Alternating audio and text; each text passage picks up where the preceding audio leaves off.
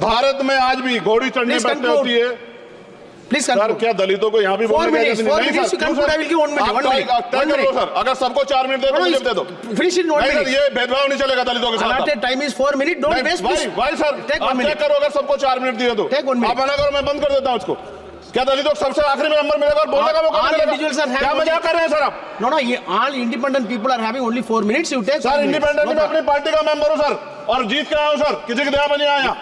आज हम संविधान की गौरवशाली यात्रा पे बात करने के लिए चर्चा कर रहे हैं। कल से ये चर्चा चल रही है सर। मैंने बहुत सारे दोनों पक्ष के और जितने भी हमारे मेंबर हैं सुना सर, उनको बड़े बड़े नेता हैं सर। इसके भाग 1 में लिखा हुआ है India that is Bharat, Hindustan नहीं लिखा हुआ है सर।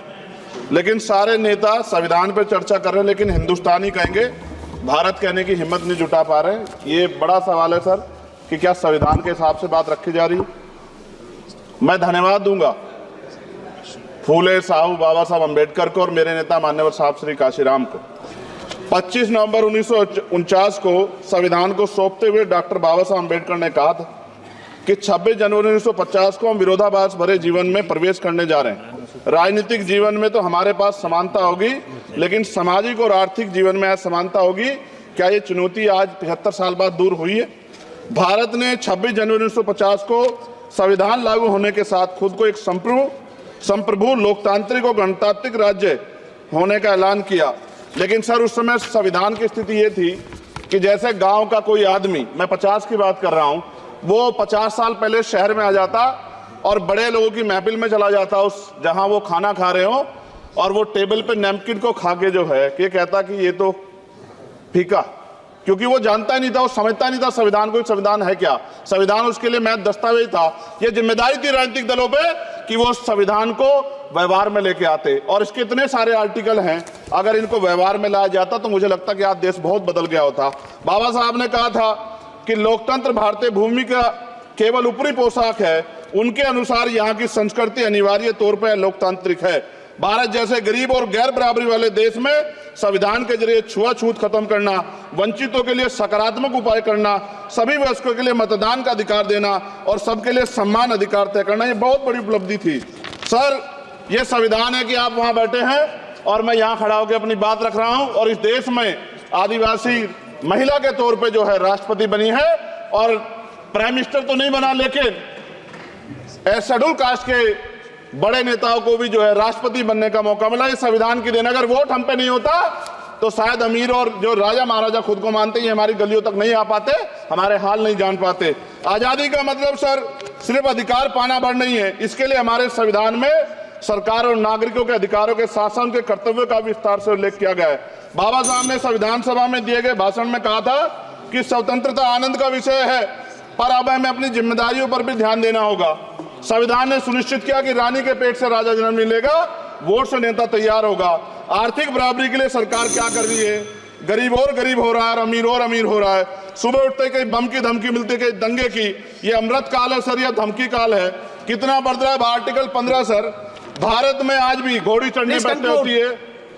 सर, क्या दलितों को यहाँ भी बोलने की इजाजत नहीं?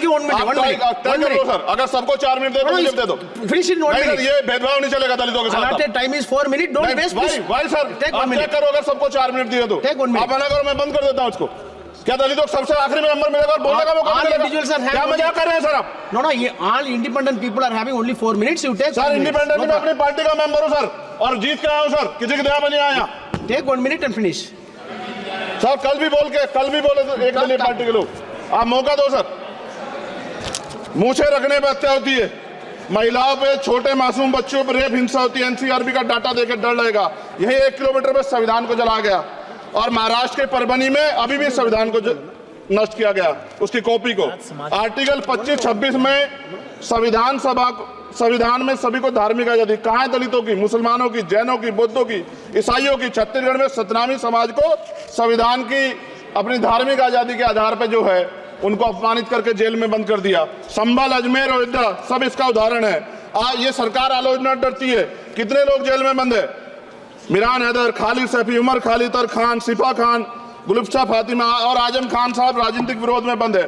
सरकार यहाँ बैठी है, सरकार सामाजिक न्याय की बात करती है। बताएं कितने दलित मुख्यमंत्री बना रखे हैं आपने? 13 ज्यादा सरकार स्टेट में सरकार है। कितनी महिला मुख्यमंत्री है? आपकी सरकार ने सुप्रीम कोर्ट के आदेश के बाद रिजर्वेशन प्रमोशन में जारी नहीं किया, और ओबीसी को पॉलिटिकल रिजर्वेशन आप देंगे नहीं देंगे, आप बताने का काम करें। मैं 75 साल की गौरव यात्रा में हम एक सभ्य समाज नहीं बना पाए, इसलिए जाति आधार पर SC ST OBC के बच्चों को प्राइमरी स्कूल से लेकर उच्च संस्थानों में भेदभाव किया जाता है। सरकार निरंकुश हो गई, कोई बुलडोजर से कार्रवाई करता है। कल मंत्री जी ने कहा हमने राष्ट्रीय पिछड़ा वर्ग आयोग बनाया, 69 शिक्षक भर्ती में उसकी सिफारिशों को नहीं माना। EWS के जरिए आपने संविधान पे आरक्षण के प्रावधान पे हमला किया। 1 मिनट में खत्म कर रहा हूं सर। संविधान सर, न्यायपालिका में आर्टिकल 124 ये कहता है सर, ये अधिकार जो है। Sanjay sir ji please conclude sir 1 minute में प्लीज संविधान में न्यायाधीशों की नियुक्ति का अधिकार राष्ट्रपति के द्वारा होना चाहिए, अभी तक नहीं हो रही है। All India judicial service commission कब बनेगा? क्या चंद परिवार ही सर जज बन सकते हैं?